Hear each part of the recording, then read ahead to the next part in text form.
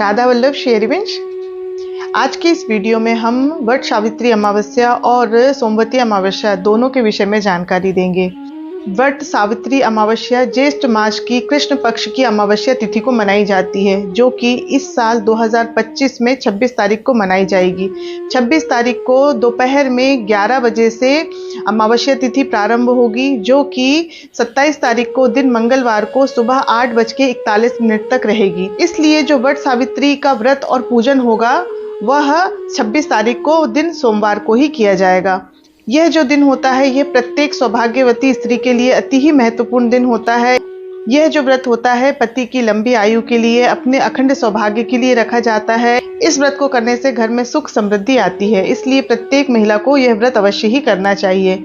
इस दिन सभी महिलाएं वट वृक्ष की पूजा करती है। वट वृक्ष यानी कि बरगद के पेड़।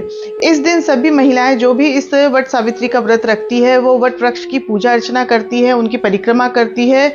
और इस दिन सती सावित्री की कथा सुनी जाती है, जो अपने पति सत्यवान को यमराज से भी लड़कर वापस ले आती है। इस दिन का अत्यंत ही महत्व होता है, क्योंकि इस दिन सोमवती अमावस्या भी पड़ रही है, तो इस दिन का महत्व अत्यधिक बढ़ जाता है। सोमवती अमावस्या का मतलब होता है कि यदि कोई अमावस्या सोमवार के दिन यदि आती है तो उसे सोमवती अमावस्या कहते हैं। इस दिन का अत्यधिक महत्व बताया जाता है। इस दिन दान पुण्य आदि करने का बहुत अधिक महत्व होता है। नदियों में स्नान करने का बहुत अधिक महत्व होता है।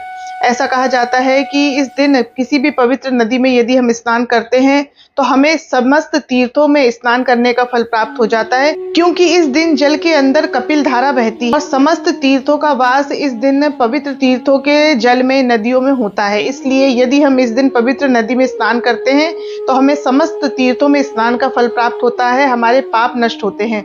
इसलिए सभी को विशेषकर सोमवती अमावस्या के दिन अवश्य ही किसी तीर्थ स्थान में जाकर स्नान आदि और दान आदि अवश्य ही करना चाहिए।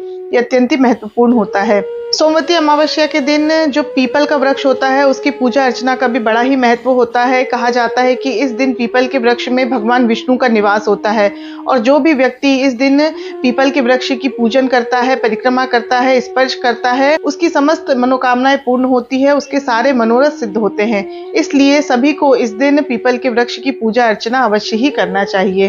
पर इस सब में एक विशेष ध्यान रखने वाली महत्वपूर्ण बात यह है कि यदि आप किसी बड़े महानगर में रहते हैं जहां आपको वट वृक्ष या पीपल का वृक्ष इतने आसानी से उपलब्ध नहीं हो पाता है पूजा के लिए, तो कई जगह ऐसा देखा जाता है कि पेड़ों के जो डालियां होती हैं उन्हें काट कर बेचा जाता है, और सभी लोग उस वट वृक्ष की, उस पीपल के वृक्ष की डालियों को अपने घर में ले जाते हैं, अपने फ्लैट्स में ले जाते हैं और वहां उन्हें रखकर उनकी पूजा अर्चना करते हैं।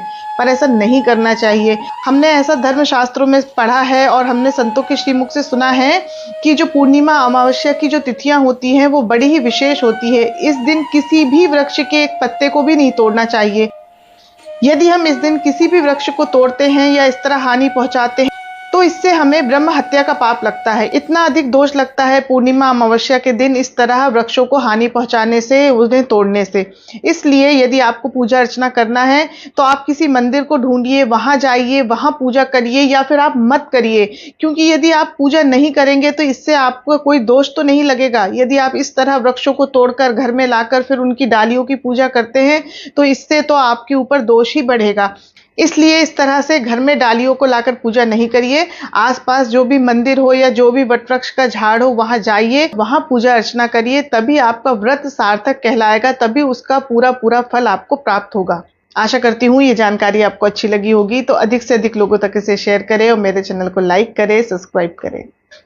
जय जय श्री राधे।